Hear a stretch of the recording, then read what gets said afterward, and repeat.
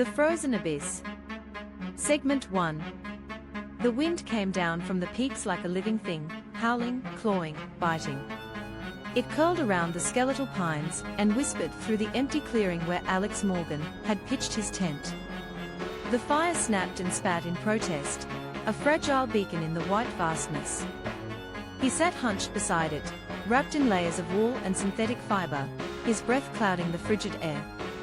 He'd been in the Carpathians for 2 days, moving east from Brauch into the untracked ridges, where the map dissolved into white nothing. He wanted isolation, not adventure. He wanted the silence, the kind that presses against the skull until thought itself begins to echo. For the first time in months, he had it. He stirred the fire with a stick and glanced at his watch, 4:12 p.m. The light was fading fast. By 5, the mountains would swallow the last of it. He listened, the faint hiss of falling snow, the occasional crack of settling ice, and his own heartbeat. Then, another sound. Soft. Rhythmic. Too deliberate to be the wind. He froze, hatchet still in hand. From the tree line emerged a figure, tall, lean, moving with unnatural quiet through the drifts. His jacket was torn at the shoulder, his gloves mismatched, and his beard frosted white with breath and snow. "Evening," the man said. His voice was hoarse, his eyes sharp. "Didn't mean to startle you." Alex's grip tightened on the hatchet, though he managed to nod. "Evening. Bit late to be out." The stranger smiled thinly. Got turned around. "You know if there's a hut nearby?" "A shelter." Alex hesitated, scanning him. No pack. No frostbite. No visible panic. The man didn't look lost, just wrong somehow. "There's a trail about a half-mile west," Alex said. He pointed toward the faint indentation of footprints swallowed by snow. "Might lead to an old refuge." "Haven't checked it myself." "Appreciate it," the stranger replied. He lingered a second too long, eyes flicking over Alex's camp, the tent, the fire, the pack, and then turned away, vanishing back into the tree line without a sound. The silence returned, heavier than before. Alex stared after him until the forest swallowed the shape. Then, quietly, he said to himself. Didn't hear him come up. Didn't hear him leave. He tried to laugh, but it came out hollow. Hours passed. The fire dwindled to glowing coals. The cold deepened into something physical, pushing against his skin like a hand. He added another log, sparks spiraling upward into the bruised purple sky. The wind had died completely now. A silence so deep it seemed to hum. Alex unzipped the tent flap, checked his gear again, knife, map, GPS, spare batteries, and lay back in his sleeping bag. His mind drifted in slow circles, the stranger's eyes, too bright for dusk, his footprints, barely pressing the snow. At some point, he dozed. When the noise came, it was faint. A crunch of snow, close this time. He bolted upright, adrenaline burning the fog of sleep away. The fire had burned low, just a halo of embers. Beyond it, a shape stood watching. Back again. Alex called out. His voice cracked in the frozen air. The man stepped into the dim light. It was him, the same torn jacket, same frostbitten beard, but now his face looked harder, carved from ice.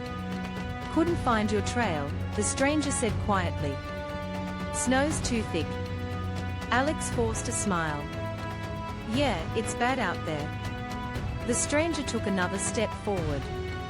Mind showing me? I've got no tent. This cold will kill me. Alex's throat tightened. I can describe it again. It's straight that way. Please. The man's voice sharpened suddenly. Lead me there. A beat of silence. Then Alex sighed, grabbed his pack, and stood. Fine. But if it's gone, that's not my fault. The stranger's mouth curved in a smile that didn't reach his eyes. Understood. They moved through the forest in near darkness, their flashlights slicing thin tunnels through the snow. Trees leaned close like eavesdroppers, branches bowed under ice. Their boots crunched in rhythm, Alex's fast and nervous, the stranger's slow, measured. After 20 minutes, Alex spoke without turning. 8 hours out here and you didn't find it? No answer. He looked back. The stranger walked several paces behind, head slightly tilted, eyes fixed on Alex's shoulders. Something wrong? Alex asked. Still silence. The trees opened suddenly, revealing a sagging wooden hut half buried in snow. Its roof had collapsed, door hanging by one hinge, windows shattered long ago. There, Alex said, breath visible in the flashlight beam. Told you it was here. The man didn't move. His shadow stretched long behind him. This isn't it, he said. What are you talking about? It's the only one out here. The stranger's smile vanished. Slowly, he reached into his coat and drew a hunting knife, long, polished, gleaming even in the dim light. Alex stepped back. Hey! What the hell are you doing? The man's eyes were flat, colorless. Get inside. Now? I'm not. Inside. The tone left no space for thought. Alex's pulse hammered in his ears.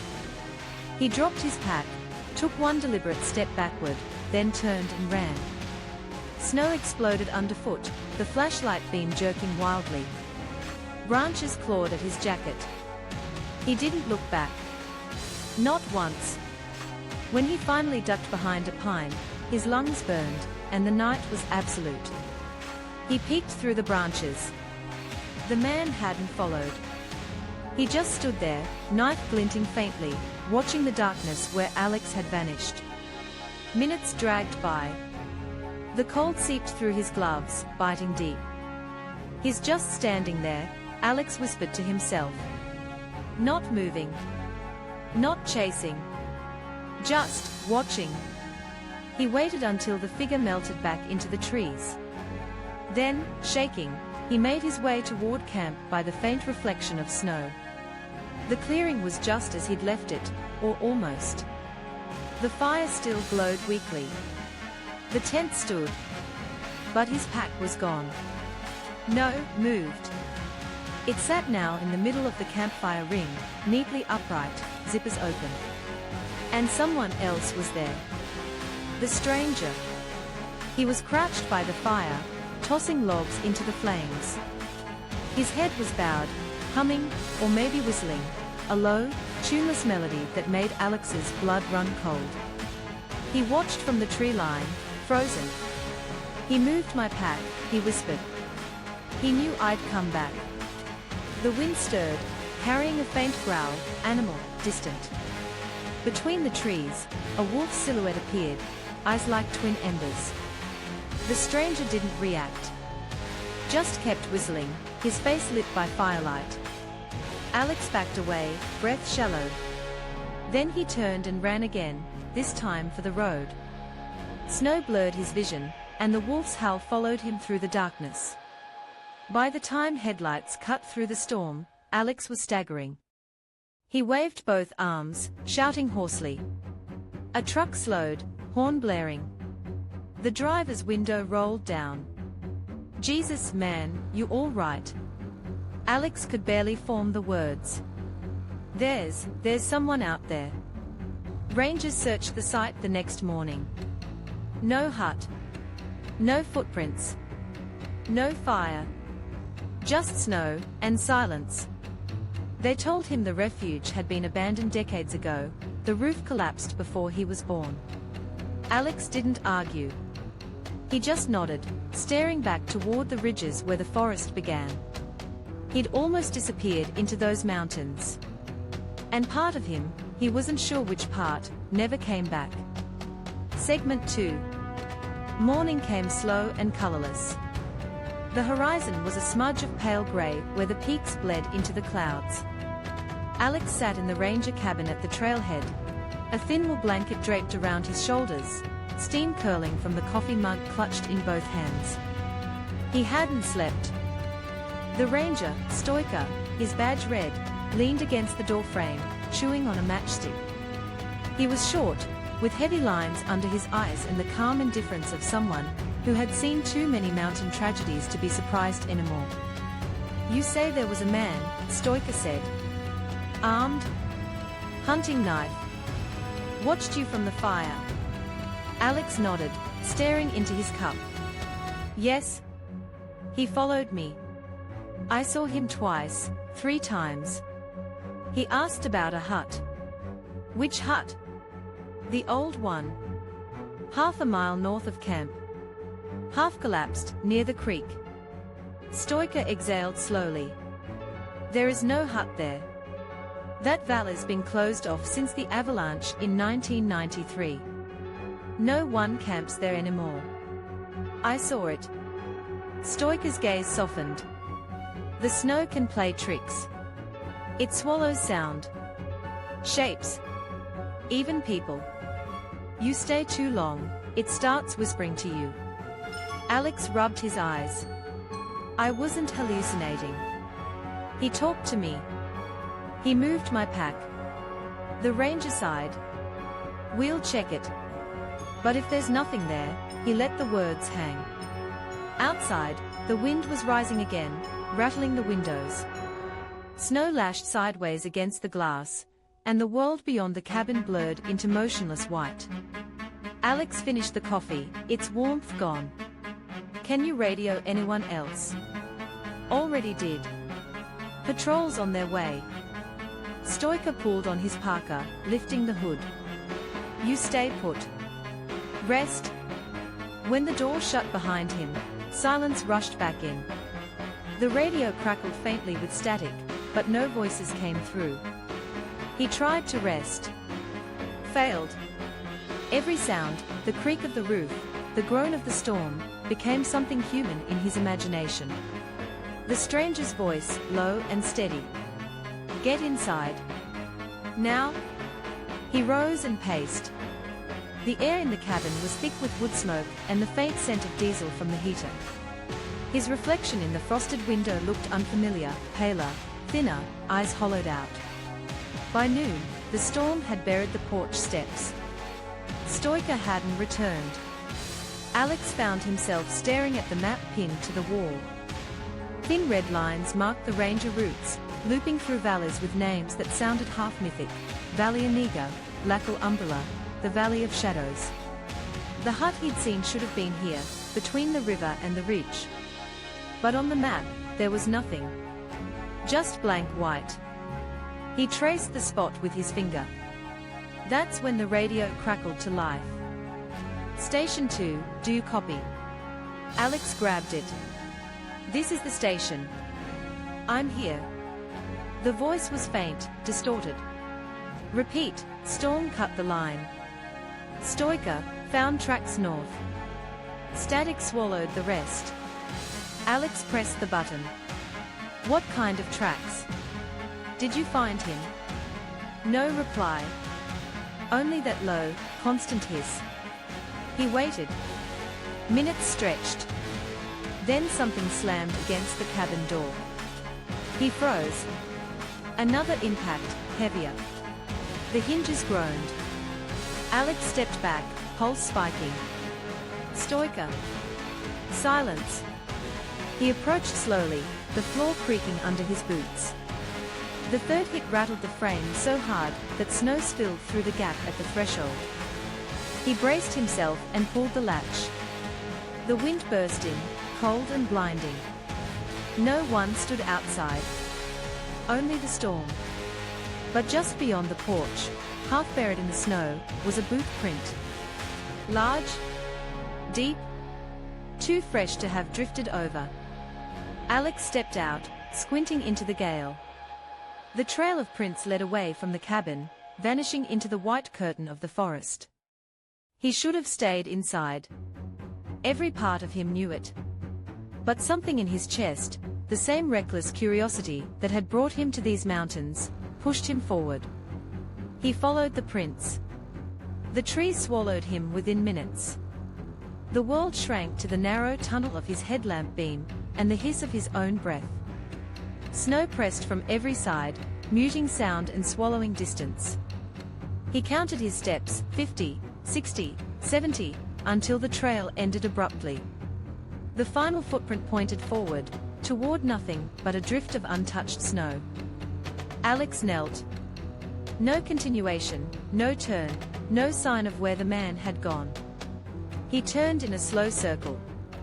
That's when he saw it, just beyond the tree line, barely visible through the snow haze, a faint orange glow. A campfire. His heartbeat surged. He moved closer, careful, keeping to the shadows. The clearing opened around an old stone foundation, all that remained of a structure long gone. The fire burned in the center, impossibly bright against the white. Someone stood beside it. Alex's breath caught. It was the stranger. Same torn coat, same knife glinting at his belt. He was crouched, feeding the flames with branches, humming that same discordant tune. Alex's mind reeled. The storm hadn't left a mark on him. His jacket was dry. His skin, unfrozen. Alex stepped backward, foot crunching snow. The man's head snapped up. Their eyes met. And then the fire went out. Darkness fell so fast it felt like the world had collapsed. Alex stumbled, clawing at the snow for direction. Behind him came a sound, soft, deliberate, approaching. He ran. Branches whipped his face, snow blindfolding his vision. His breath came in shallow, burning gasps. He didn't look back. When his foot caught a root, he went down hard. Snow filled his mouth, freezing the air in his lungs. He crawled until his hand struck something solid, wood, splintered. He looked up. A door. Not a cabin this time. A cellar. Half buried under ice, its planks blackened with age. He hesitated only a second before wrenching it open and dropping inside. The fall was short but brutal. He landed in darkness, on stone. The air was stale, damp. He fumbled for his headlamp. The light flickered once, twice, then steadied. He was standing in a narrow corridor, walls lined with frost. And there, half buried in ice, lay a metal stove, the same one he'd seen in the hut. He backed up slowly, breath fogging the beam of light. Something about the space felt cyclical. Like he'd stepped into the same moment again, just colder. He turned toward the stairs. A voice whispered from the dark. Low, breathless. Right behind him. Why'd you leave the fire, Alex? He swung the headlamp around. No one. Only the echo of his own breath. Then, footsteps above. Slow. Heavy. Deliberate. Snow sifted down through the gaps in the floorboards, glowing faintly in the beam. He didn't wait to see more. He killed the lamp, pressed his back to the wall, and listened. The steps crossed the boards overhead, pausing directly above him. And then a faint scrape, the sound of metal dragging against wood. The knife. He bolted for the far side of the cellar, tripping over debris, scrambling onto a narrow ledge. There was a small window, just a slit, crusted with ice. He smashed it with his boot, glass cracking. Outside, pale light filtered through. He crawled out, tearing his jacket, scraping skin against the frame. The wind hit him like a slap. When he turned back, the cellar door was open. No one stood there. But the snow around it was undisturbed. Like no one had ever entered or left. He didn't stop running until the world turned grey again, until the trees thinned, revealing the faint outline of the ranger cabin ahead. Inside, the radio still hissed softly, whispering fragments of voices that might have been words. Alex sank to the floor, shaking uncontrollably. He stared at his reflection in the window, his face pale and drawn, eyes wide, lips cracked. For a long time, he said nothing. Then, barely audible. He knew my name. Segment 3. By dusk, the storm had swallowed the mountains whole. Alex hadn't moved from the cabin floor for hours. The heater had long since sputtered out, leaving the air heavy with cold. The light through the window dimmed to blue twilight, the kind that erases depth and distance. He could still hear the wind, though here wasn't quite right.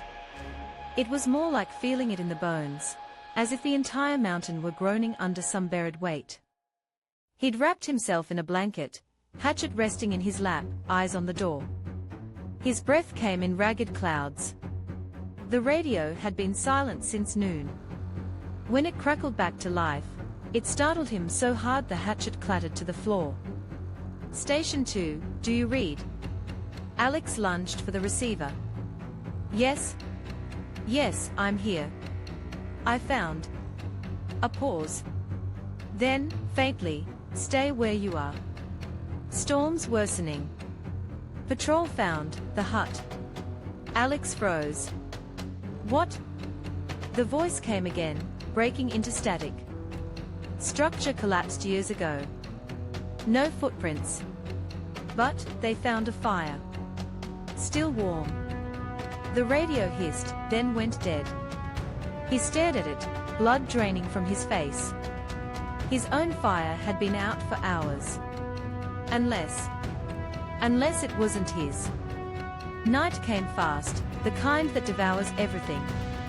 The windows turned to mirrors. The snow outside glowed faintly in reflected light, but beyond that, nothing.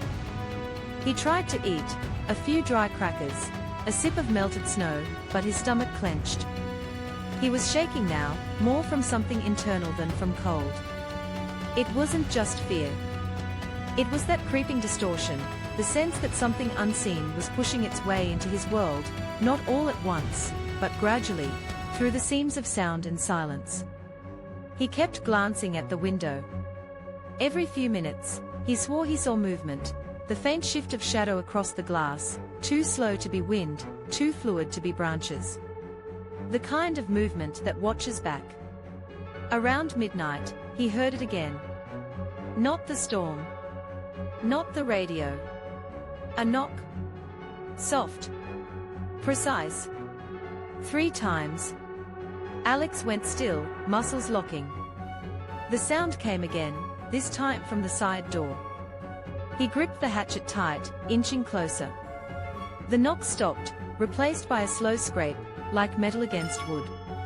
He held his breath, pressed his ear to the door. Silence. Then a whisper, so close it vibrated through the wood. Alex. He stumbled backward, pulse hammering. His name. His name, spoken by that same rasping voice from the forest. He bolted for the window, throwing open the shutters. The wind screamed in. Snow whipped across his face. Nothing outside but white. He slammed it shut, chest heaving. The whisper came again, this time from behind him.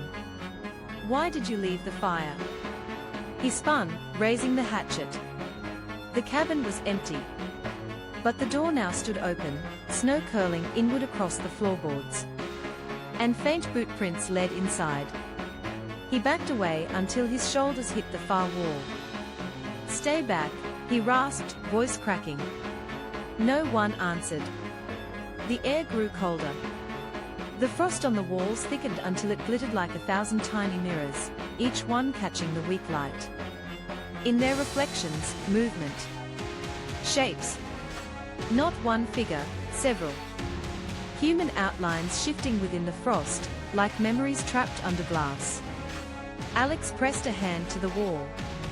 The surface pulsed faintly beneath his fingers, almost alive. Then came the sound again, that humming, the stranger's tuneless whistle, echoing through the cabin. He turned slowly. The man stood in the doorway. No coat now. Just a thin shirt clinging to his frame, skin grey, eyes like wet stone. Snow drifted around him, melting before it touched the floor. Get away from me, Alex said, voice low. The stranger tilted his head. I told you to come inside. You tried to kill me. The man smiled faintly. No. I tried to keep you warm.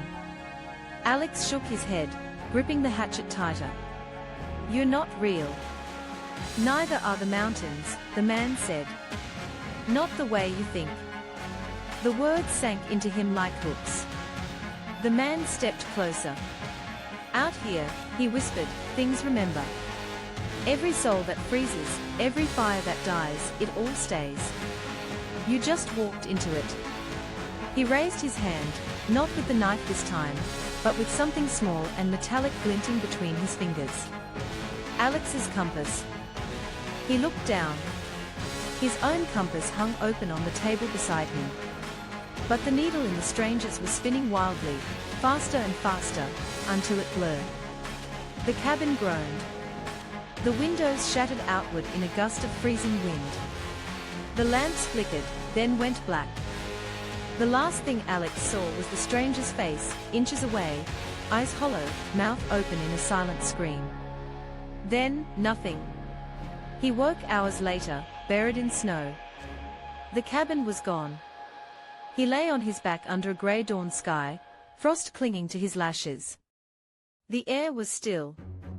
No footprints. No fire. Only the faint curve of the mountains around him, the same endless whiteness he'd come seeking.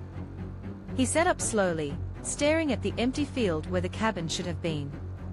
His gear lay scattered nearby, half frozen. His compass rested on top of it, the needle dead still. He reached for it, hand trembling.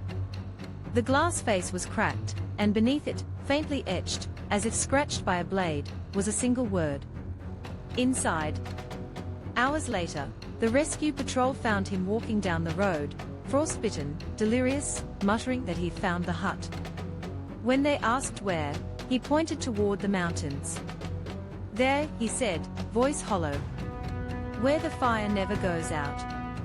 He didn't remember much after that. Not the ride back to the station, not the questions.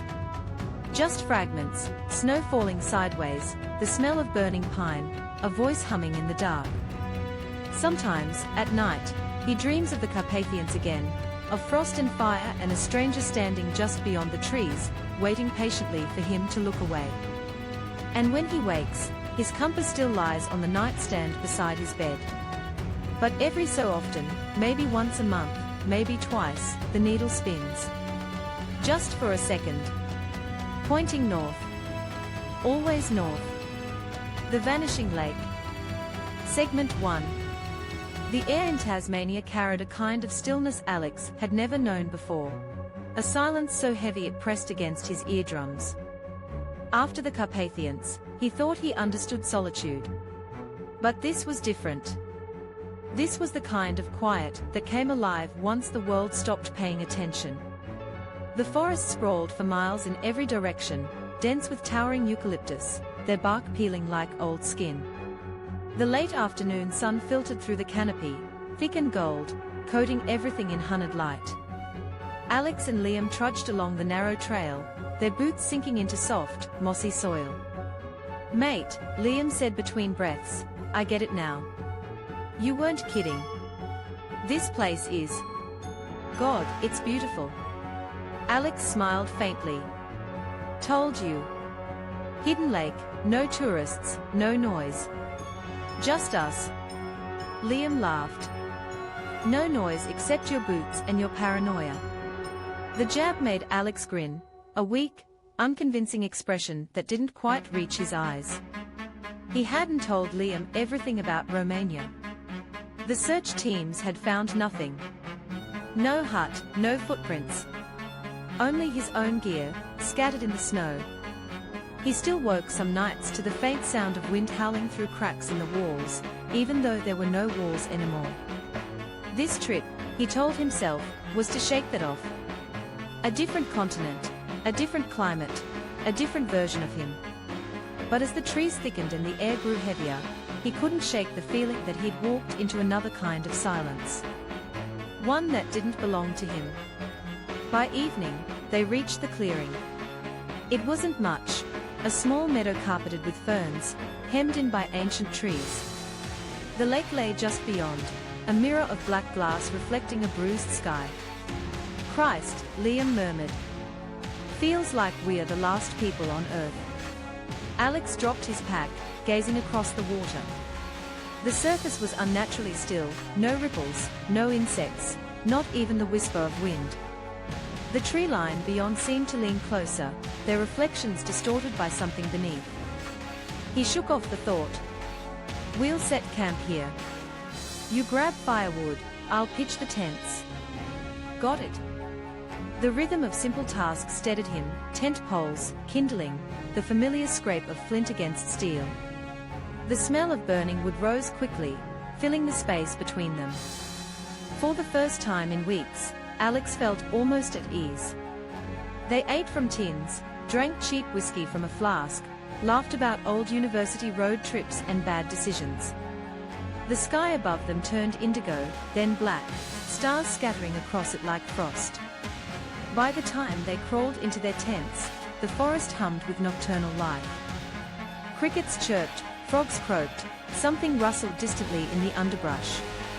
It felt alive, in the comforting way wilderness sometimes does. Alex lay back, staring at the faint outline of his tent ceiling. He could hear Liam snoring softly next door. His mind drifted to the Carpathian fire, the frozen hush, the whisper that called his name. He turned on his side, closing his eyes. The sound of water lapping broke the quiet. Slow, rhythmic, like something stirring in the lake. He frowned. There wasn't any wind. He sat up, listening. The sound stopped. Morning came slow and grey. Mist hung low over the clearing, soft as gauze. Liam was already up, crouched by the lake with a mug of instant coffee. "Morning," Alex called. Liam turned, smiling. "You snore like a dying moose, you know that." Alex laughed. "I don't snore." "Yeah, right. You kept something big awake out there." They ate breakfast, powdered oats, dried fruit, then decided to explore the lake's edge. The water shimmered like dark oil, reflecting the overcast sky. "You ever notice how still it is?" Liam asked. "Not even fish breaking the surface. Not a bird in sight." Alex glanced around. He hadn't realized until that moment. No birdsong, no insects, no buzzing flies. Nothing but the distant hum of the forest, faint, but wrong somehow. "Maybe the cold last night drove them off," Alex said. "We are higher up than you think." Liam nodded, unconvinced. "Feels like it's holding its breath." They followed the shoreline, boots sinking into wet soil. The trees leaned inward, their roots clawing toward the water. The deeper they went, the darker it grew, the air thick with the smell of rot. A shape jutted from the water ahead, a submerged log, maybe. As they drew closer, Alex saw it wasn't wood. It was the roof of a structure, old, half-sunken, overgrown with moss. Liam crouched beside it. "Looks like a shack. Think anyone used to live here. Maybe before it flooded." Alex peered into the water. Something pale drifted below the surface, a faint glimmer, like cloth. He leaned closer. A face stared back. White, featureless, distorted by ripples. He jerked backward, heart slamming in his chest. The reflection vanished. Only his own face stared up at him now. "You all right?" Liam asked, stepping closer. "Yeah," Alex lied. "Thought I saw something." Liam raised an eyebrow. "You sure you're not bringing Romania with you?" "Funny." Alex forced a chuckle, but his pulse wouldn't slow. They walked back to camp in uneasy silence. By nightfall, the mist had thickened. It wasn't like morning mist, this was heavier, alive, curling around their tents in pale ribbons. Alex sat by the fire, watching embers rise and vanish. Liam strummed softly on a travel guitar, humming tunelessly. Hey, Liam said, you ever think some places are just wrong? Like the air itself remembers things. Alex stared into the fire. Yeah, I think about that a lot. The crackle of the flames filled the pause between them. Then, from somewhere deep in the fog, came a faint sound. A splash. Liam froze mid-strum. That the lake? Alex nodded slowly, standing. The mist was so thick now that even the firelight barely reached the tree line. Probably an animal, Alex said, though he didn't believe it. They waited. Another splash, closer this time. Then silence. The fire popped, sending sparks skyward. Let's call it, Liam said finally. No ghost stories tonight. Yeah, Alex agreed. They retreated into their tents. The wind picked up, rattling the fabric. Somewhere beyond, something moved through the water, slow, deliberate. Alex lay awake long after the sound stopped, staring into the dark, half waiting for another splash. None came. But in the moments before sleep, he swore he heard breathing, not his own, just outside the tent wall. Deep, measured, patient, like something waiting for him to notice. Segment 2. By the time the sun pushed through the mist, the world had turned alien. The lake was gone.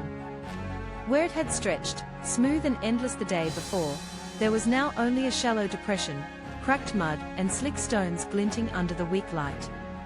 Alex stood at the edge of it, hands jammed in his pockets, eyes wide. It was here, he muttered. It covered this whole clearing. Liam crouched beside him, dragging his fingers through the cold muck. Could be drought.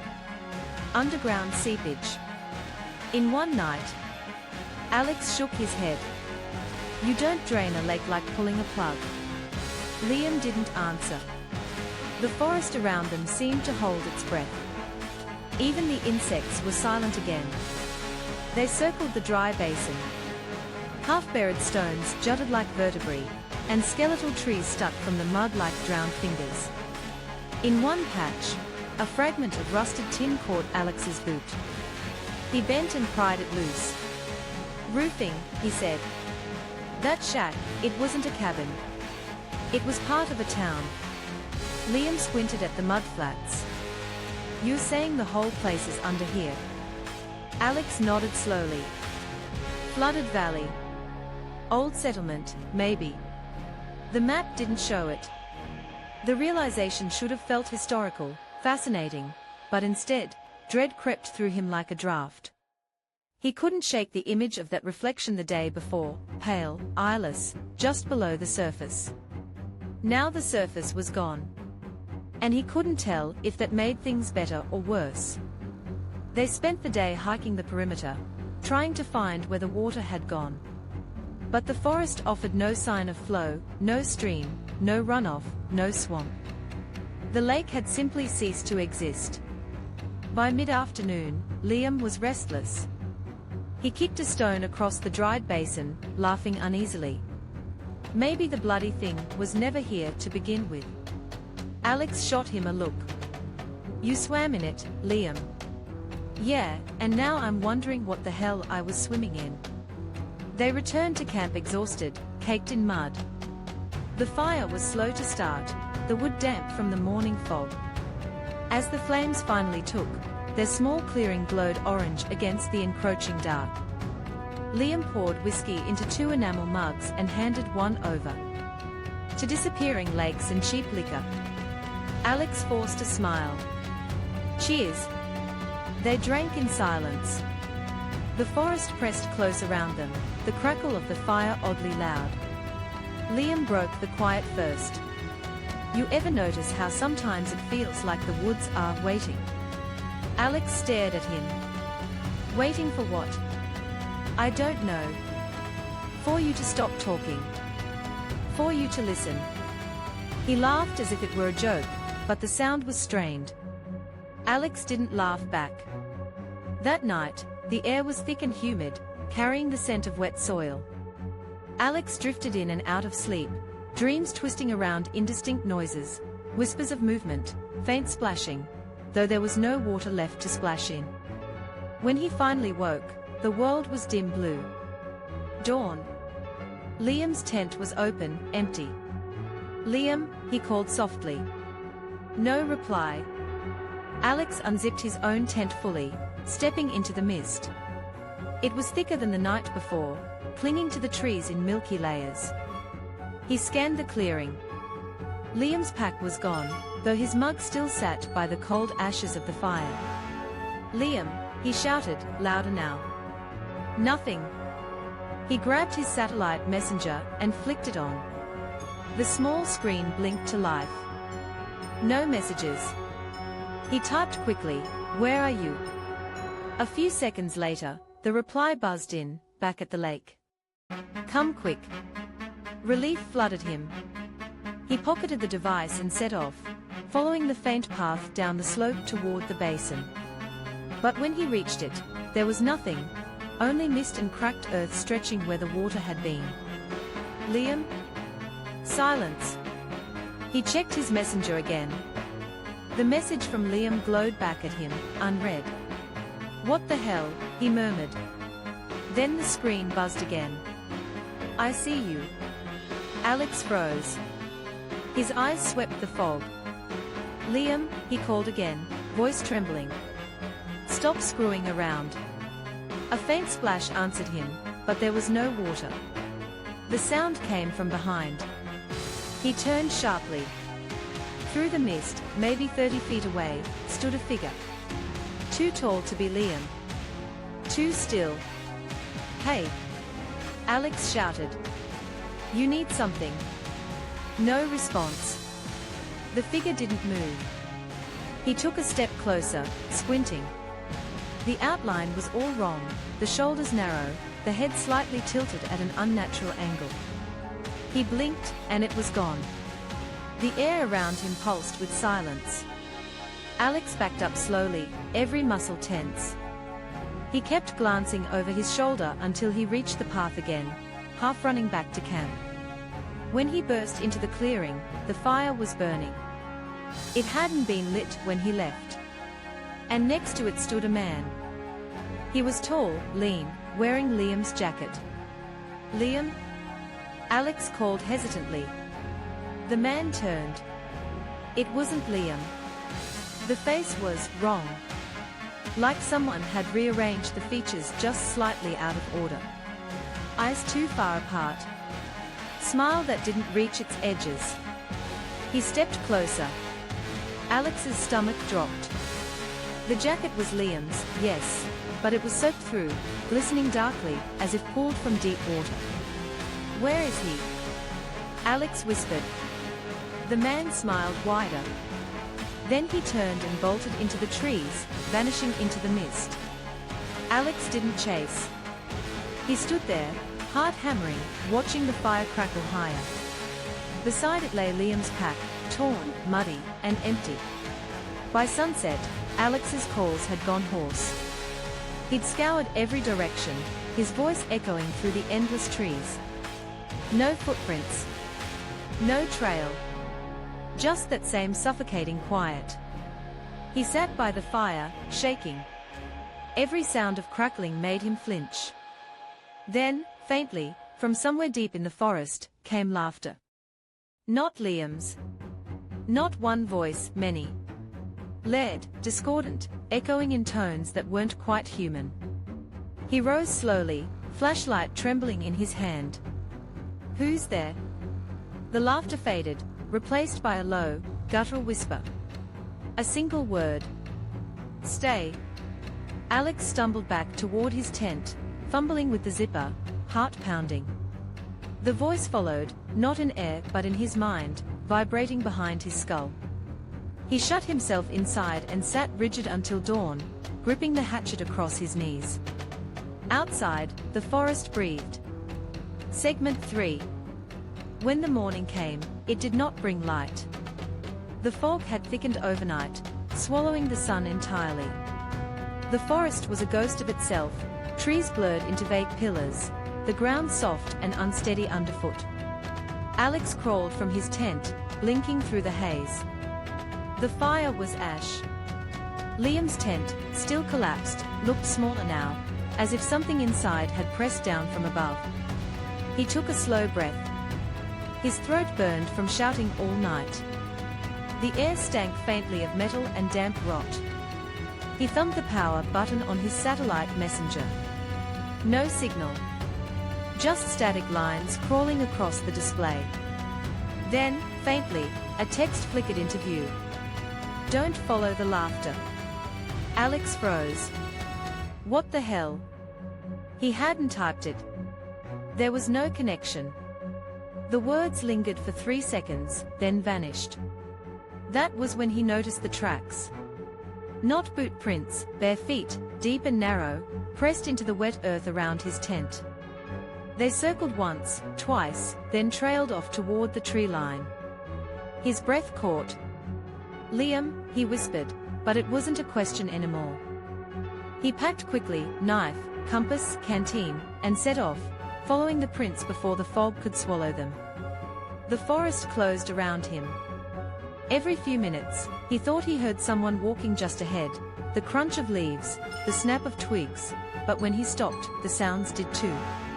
He passed through a stretch of blackened trees, their trunks slick with something tar-like. The smell was suffocating, old and chemical, like burnt hair. Then he saw it. The lake? It was back. Perfectly still, perfectly full, as if it had never drained at all. The mirror surface stretched under the mist, reflecting nothing but white. Alex's pulse roared in his ears. That's impossible, he murmured. It was gone. A faint splash broke the silence. Something rippled just beneath the surface. Liam? No answer. He edged closer, boots sinking into the wet soil. The smell of the water was wrong, sharp, almost sweet, like formaldehyde. His reflection walked in it, face bending, eyes hollowing out. Then another reflection joined his, a shape standing just behind him. He spun around. No one. Only fog. He backed away from the water, but his foot caught something hard, a bundle half buried in the mud. He crouched, heart hammering, and brushed it clean. It was a camera. An old Polaroid, caked in dirt and rust. The same kind his sister used to carry on camping trips. He pressed the shutter out of instinct. It clicked, and the photo slid out with a whine. The image developed slowly, the colors bleeding into existence, gray, white, the faint silhouette of trees. And him. Standing at the lake's edge. But behind him, in the reflection, were dozens of figures. Human shapes, tall, thin, faceless, their hands reaching upward from the mirrored water. Alex dropped the photo. It landed face down, sinking slightly into the mud. He stumbled backward, breath ragged. Then he heard it, laughter again, faint and distant, drifting through the mist. But now it sounded like Liam's voice among them, repeating his name. Alex? He clenched his fists. No. You're not real. But his voice trembled, betraying him. Alex, the chorus said again, more voices now, layered, echoing. Come back. It's warm here. Something moved under the lake's surface, slow and serpentine. The water bulged, rippling outward. He took a step back, then another, but the ground gave way. His boot sank into slick mud that swallowed his leg to the knee. He yanked himself free, stumbling up the slope as the laughter crescendoed. A figure broke the surface, a human shape rising from the water, dripping, featureless. Then another. And another. Their skin glistened like film, eyes smooth hollows. Alex turned and ran. Branches clawed at his arms, drawing blood. The forest seemed to twist, paths curving back on themselves, landmarks repeating. Every direction looked the same. Then, ahead, the faint orange flicker of firelight. His camp. Relief surged through him. He burst into the clearing, but froze.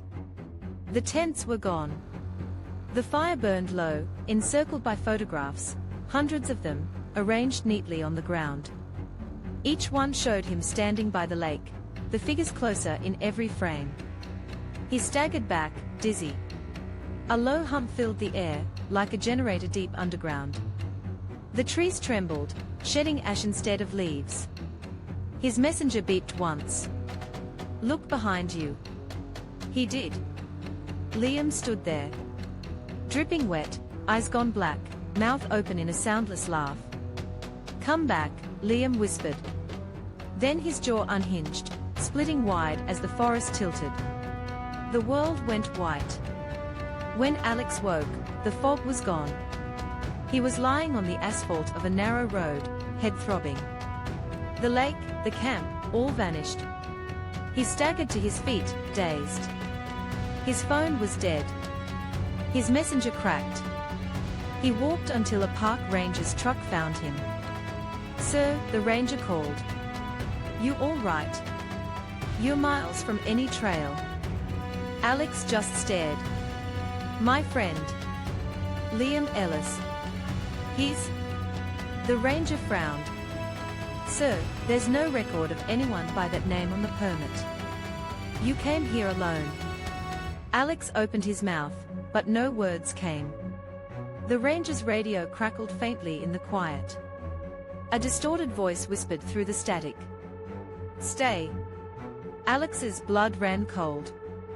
Weeks later, at home, he tried to convince himself it was a hallucination, exhaustion, dehydration, the forest playing tricks. But sometimes, when the house is quiet and the lights are low, he swears he can still smell the lake, that sweet, chemical scent of something decaying under still water. And every now and then, when he checks his phone's gallery, there's a new picture waiting. Always the same one. Alex, standing at the water's edge. The figures closer this time. The Phantom Melody. Segment 1. By the time Alex reached Hokkaido, he no longer believed in coincidences. The flight from Sydney had been turbulent, the connection in Tokyo delayed, and the drive north a blur of snow and static. He hadn't planned this trip, not really. He'd booked it impulsively, half awake one night, convinced that crossing the world might silence the noise that had followed him since Tasmania. But even here, surrounded by endless white and ancient forests, the silence wasn't clean. It was dense, like something breathing just out of earshot. He rented a cabin near Shiretoko National Park, a wooden shack wedged between frostbitten trees, 20 minutes from the nearest village. The owner, an elderly man with cataract-clouded eyes, handed him the keys and said in a careful murmur, "If you hear the song, don't follow it." Alex had smiled politely, thinking it was one of those local folktales tourists were told to make the wilderness feel alive. But that night, as snow drifted thick as ash outside, he remembered the man's tone, not superstition, but warning. He set up camp a few kilometers from the cabin the next day, determined to spend one night deep in the forest before heading back. The spot he found was perfect, a clearing ringed by silver birch and cedar, their branches bowing under snow. The air was clean, the world hushed. He built a small fire, brewed coffee, and watched steam rise like ghosts into the darkening sky. For a moment, he almost felt peace. But peace, for Alex, was a fragile illusion, one easily fractured. It began with a faint hum, so soft it could have been the wind. A rhythmic note, rising and falling. Then another, overlapping, delicate, human, but wrong somehow, slightly off-key. A melody. It wound through the trees like smoke, hesitant, childlike, played on an instrument he couldn't quite name. He froze, mug halfway to his lips. There was no one within miles. No road, no trail, no campfire glow in any direction. Still, the music continued, lilting, broken, echoing softly. He tried to convince himself it was a phone alarm, a distant wind chime, a trick of acoustics in the cold air. But the tune felt deliberate, intentional. Each note followed the last like a whisper calling his name. He reached for his flashlight, sweeping the beam across the clearing. The trees returned the light in dull reflections, wet bark, snowdrifts, the glint of frozen branches. Nothing moved. Yet the sound persisted. A shamisen. That's what it was, a traditional Japanese string instrument, its twang sharp and trembling. The song carried no melody he recognized, just a looping refrain that stuttered like a broken record. "Hello," he called. "Who's there?" No answer. The fire cracked softly behind him, its warmth fading. The snow underfoot squeaked with each shift of weight. He felt watched. The kind of watching that pressed against your skin, not eyes, but intent. He tried to laugh it off, muttering, "Okay, Hargrove, you're hearing ghosts now." But when he turned back to the fire, there were footprints beside it. Not his. Small, bare, trailing away toward the trees. He followed them a few steps, just enough to see how fresh they were. The prints were crisp, perfectly defined in the powder, the toes delicate, almost childlike. They led into the dark between the birches, where the shamisen played louder now. His breath fogged white. "No," he whispered, "I'm not doing this again." But the music pulled at him. There was something mesmerizing about it, the rise and fall of the notes, the way they seemed to match his heartbeat. He could almost swear it said his name in the rhythm, Alex.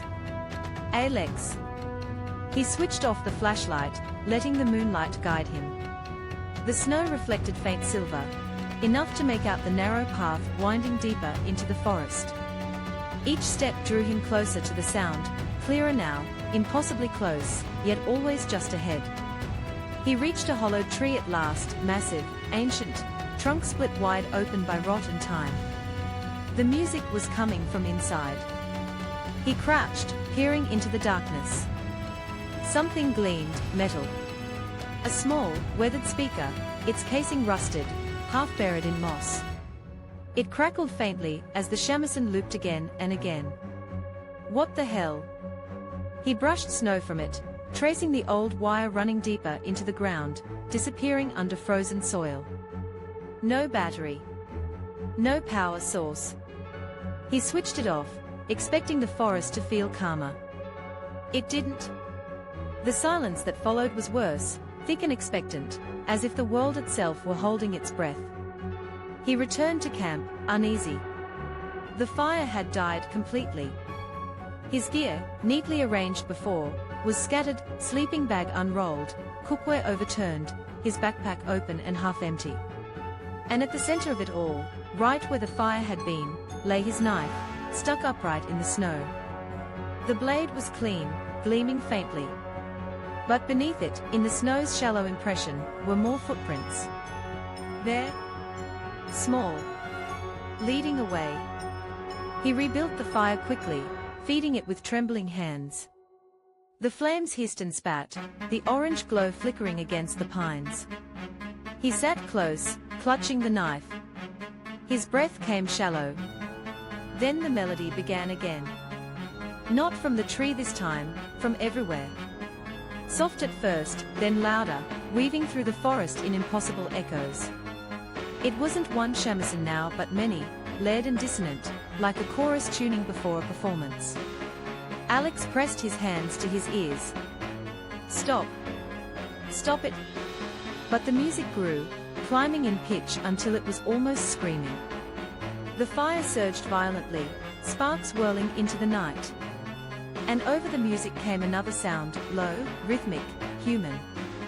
Footsteps. Moving in circles around the clearing.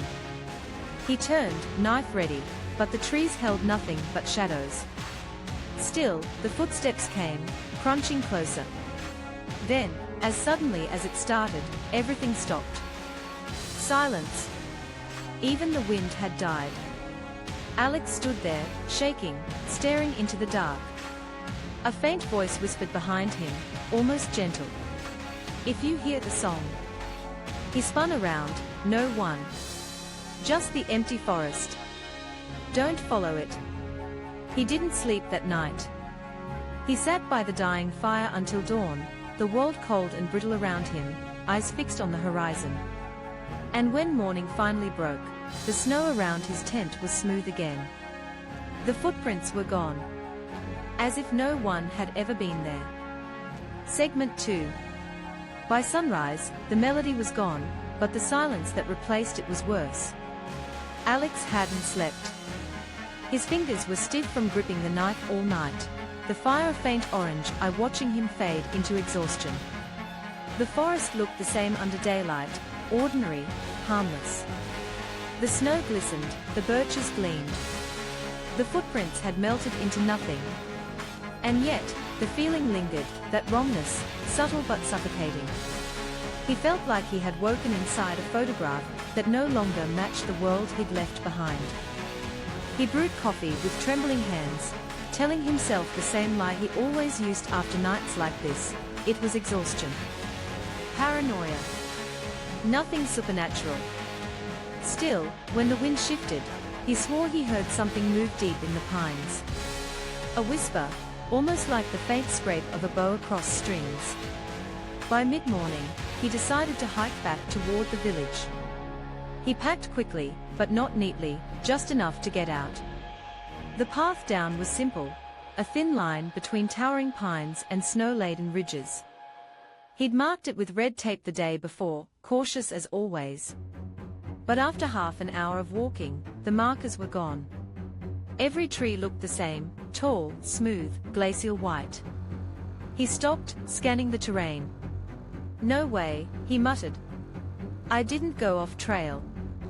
He turned to retrace his steps, and froze. The snow behind him was untouched. No footprints. No path. Just a smooth, unbroken sheet of white stretching endlessly. His chest tightened. He checked his compass. The needle spun in lazy circles, never settling. His GPS blinked red, no signal. Panic simmered low in his gut. He inhaled deeply, trying to steady himself. "Okay. Just think. It's weather interference. Magnetic rock. You'll find your way." He started moving downhill again, pacing himself. But the further he walked, the quieter it became. No birds, no wind, not even the creak of snow under his boots, only that faint ringing in his ears, like the aftermath of a loud concert. Then it returned. The melody. At first so faint it could have been a trick of memory. But then unmistakable, 3 sharp plucks of a shamisen string, echoing from somewhere below. Alex froze. "No," he whispered, shaking his head. "You're not real. You can't be." He pressed on anyway. The trail led into a ravine, the slope narrowing between 2 frozen cliffs. The sound grew louder as he descended, the air colder, heavier. Mist pooled between the rocks like breath. And then he saw it. A lake? Hidden in the heart of the forest, perfectly circular, its surface a mirror of dull glass. No ripples, no wind, just a reflection of the ashen sky above. In the center of the frozen lake stood a structure. At first, he thought it was a dock. But as he edged closer, he realized it was a torii gate, ancient, splintered, its paint long bled away by frost. It rose out of the ice like a monument to something forgotten. The melody came from there. It resonated through the air, not through speakers this time, but through the ice itself, vibrating faintly beneath his boots. Alex's breath fogged in quick, shallow bursts. The gate seemed to hum. He stepped onto the frozen surface, every instinct screaming to stop. But curiosity, always his downfall, pushed him forward. The ice didn't crack. It held, smooth and unblemished.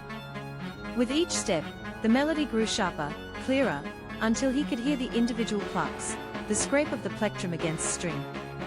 It wasn't random, it was deliberate, ritualistic, looping through an ancient rhythm. By the time he reached the torii, the air itself vibrated with sound. He reached out to touch the wood. The instant his fingers brushed it, the music stopped. The silence that followed was absolute. Not a bird. Not the wind. not even the faint hum of his own breath. He looked down. Through the ice, just beneath his boots, were faces. Dozens of them, blurred, colorless, pressed against the underside of the frozen lake. Eyes wide, mouths open in eternal screams. He staggered backward, choking on air. The ice groaned beneath him, faint cracks spiding out from where he stood. Jesus Christ! Then, faintly, beneath the cracking, came a voice. Alex! He turned wildly. Who's there? You followed it. The voice was neither male nor female, just a tone, low and ancient, threading through the air. He backed away, breath hitching. What do you want? To play. The ice exploded. He stumbled, falling backward as a shape tore through the surface, a blur of black hair, white cloth, and frozen spray.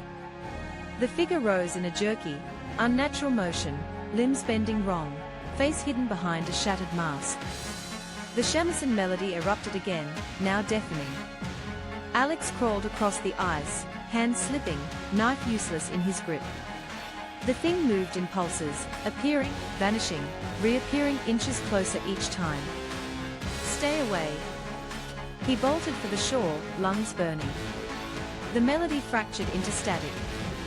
A scream followed, not his, not human. He dove into the snow, rolling down the ravine's slope until the world blurred into white. When he looked back, the lake was gone. Just snow, trees, and stillness. As if nothing had ever been there. He didn't stop running until the sun began to set.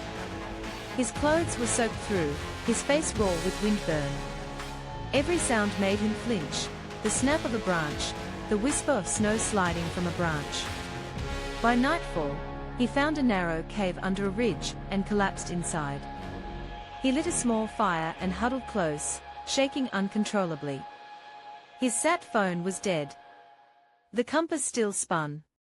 And faintly, from somewhere beyond the mouth of the cave, the shamisen began to play again. Slow. Sweet. Patient. Like something waiting for him to answer. Segment 3. The melody seeped into the cave like fog, slow, deliberate, each note vibrating through the stone. Alex sat frozen beside the fire, the light flickering across his pale face. Every instinct screamed at him to run, yet his body refused to move. The sound wasn't coming from outside anymore. It was here, inside the walls, humming through the rock as if the mountain itself had learned to play. He pressed his palms over his ears. The notes pulsed anyway, not through hearing, but through his bones. He whispered, "You're not real." The mountain disagreed. The fire snapped sharply, flaring white-hot.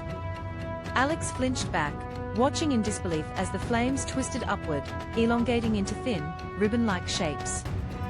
For an instant, they looked like fingers. Then they went out. The cave plunged into darkness. He couldn't see his hands in front of him. His breath came fast, uneven, ghosting in the cold air. He flicked on his flashlight. The beam cut a narrow tunnel through the dark. At first, there was only stone, rough, wet, ordinary. Then, slowly, the light fell on something that hadn't been there before. Footprints. Small. There. Leading deeper into the cave. He stared for a long time, the silence pressing in on him, before whispering, "No. No more tricks." But the prints were too real, each one perfectly outlined, shallow, recent. He followed. The passage narrowed, the air growing thick and heavy, the smell of damp earth mingling with something faintly metallic. His footsteps echoed unevenly. Somewhere ahead, water dripped steadily, rhythmic as a heartbeat. The prints ended at a wall. A dead end. Alex sighed shakily, leaning against the stone. His mind was fracturing between fear and exhaustion. Then his flashlight flickered. The wall wasn't solid stone after all. It rippled, faintly, like water. He reached out. His fingers passed through. The surface gave way like liquid mercury, rippling around his hand without wetting it. He pulled back instantly, stumbling. His chest heaved. A low voice whispered from within. "You shouldn't have followed." The words weren't angry, they were mournful, hollow, like wind blowing through empty rooms. Alex's flashlight dimmed again. For a heartbeat, he saw something moving beyond the wall, faces, pale and blurred, pressed together in silence. Dozens, maybe hundreds. Their eyes glowed faintly, like embers under ash. He staggered backward, whispering, "No, no, no. You heard the song," the voice said. "Now you belong to it." The flashlight died. Darkness swelled like a tide. Then came the music. Not one melody now. 1,000 overlapping, discordant versions of the same tune, rising and falling in unbearable layers. It wasn't being played anymore. It was alive, feeding on itself, echoing endlessly. Alex screamed. He swung his knife into the air, slicing at nothing, the sound reverberating like glass breaking underwater. He turned toward the cave entrance, but it was gone.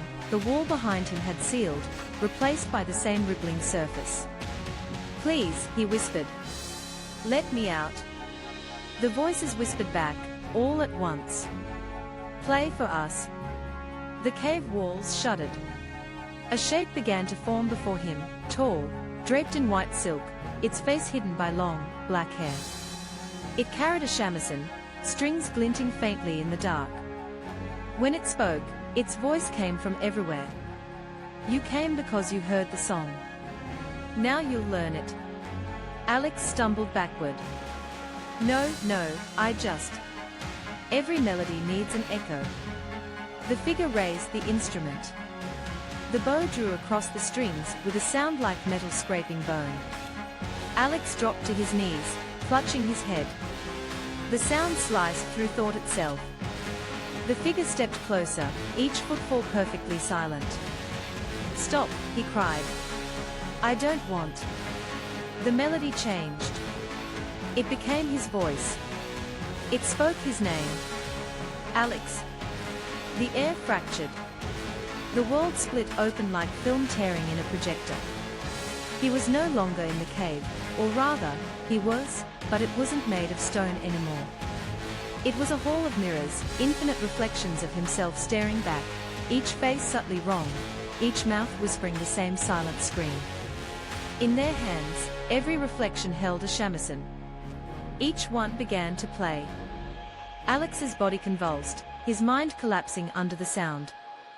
His heartbeat synchronized with the rhythm, 3 beats, a pause, 3 beats again. "Now," the voices said. "You play." He screamed one last time. And the music stopped. Silence. Then, dawn. The forest shimmered gold in morning light. Snow melted in the soft warmth. Birds sang. A ranger found an empty campsite by the river, fire burnt out, tent half collapsed, belongings strewn about. No footprints. No body. Just a single instrument lying in the snow. A shamisen. Its strings glistened with frost. And though the forest was silent, if you pressed your ear close enough, you could still hear it, faintly, endlessly looping the same broken tune. 3 notes. A pause. And a whisper in the static. "Alex."